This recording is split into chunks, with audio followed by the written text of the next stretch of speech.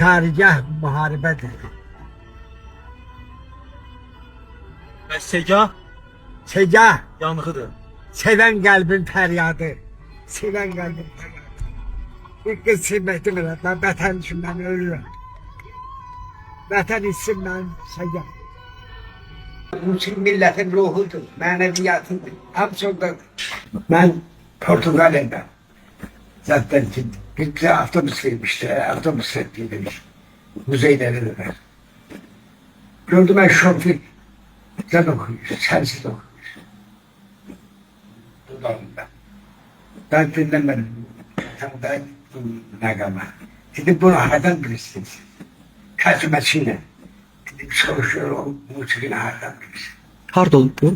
Portuqaliya. Portugalya. Bəli, bəli. Lissabon Hə, şəhəri. Lissabonda, bəli.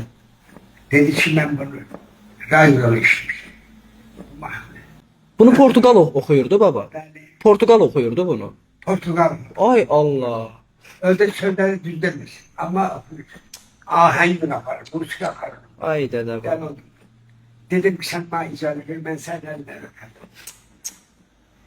İtiraz ettim ortacıya.